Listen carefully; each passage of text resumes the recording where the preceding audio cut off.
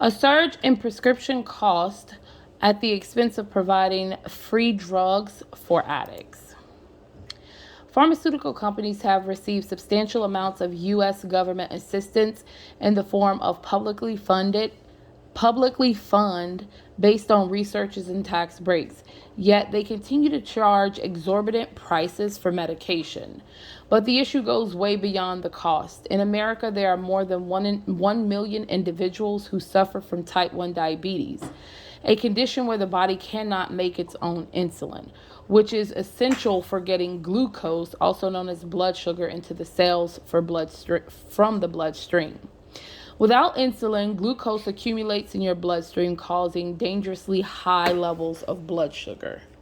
Among the Americans who suffer from diabetes, at least 1 in 4 have said that they've engaged in insulin rationing, a tactic a tactic of using less insulin than needed in order to make the doses last longer. As a as a direct result of skyrocketing prices of the drug. A vial of insulin, which is the only life sustaining option for type 1 diabetic patients, retails for approximately $300 per month. A 2018 study commissioned by Congressional Diabetic Caucus Fund found that the prices of insulin has doubled since 2012. And in the 10 years prior to that, the price of insulin nearly tripled. So despite the dangers of rationing out insulin, which can lead to diabetic ketoacidosis, a fatal condition, many Americans really have no other choice. In the However, the U.S. pharmaceutical companies have increased their cost of prescribed medication for the sick at the expense of providing free medications for addicts. Most of the drugs that are costly and unaffordable in the U.S. range from 120,000 to $1 million. The Department of Health and Human Services accents that Americans use on average 460 billion on the purchase of prescribed medications.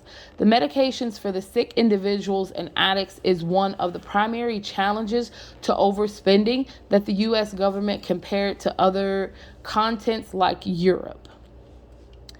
Pharmaceutical companies have showed a lower cost of prescribed drugs to the sick at the expense of raising the price for addiction drugs.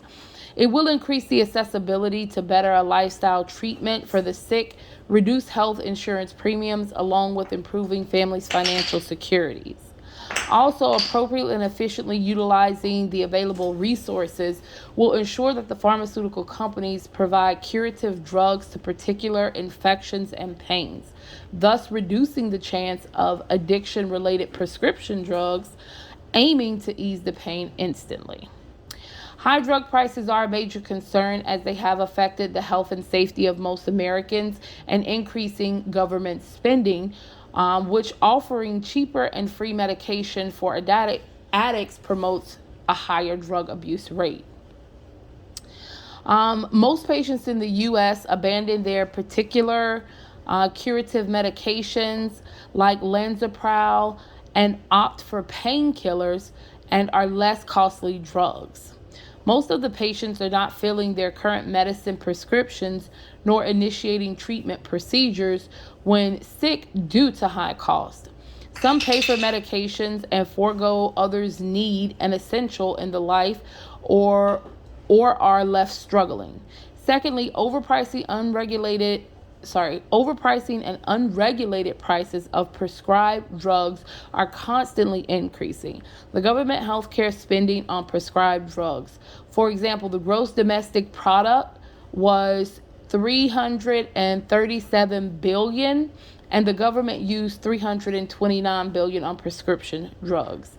Increasing government spending increases the cost of living due to high taxes and high government borrowing.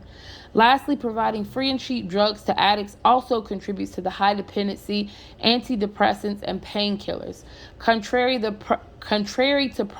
to permanently providing a solution for the conditions and diseases. It promotes drug abuse and dependency in most of the populations, hence the opiate overdose crises that we are currently facing today. For my ads, I did create my first ad, which was Big Pharma, and it's a triangle that kind of depicts Big Pharma at the top, and what they're creating versus what they should be creating.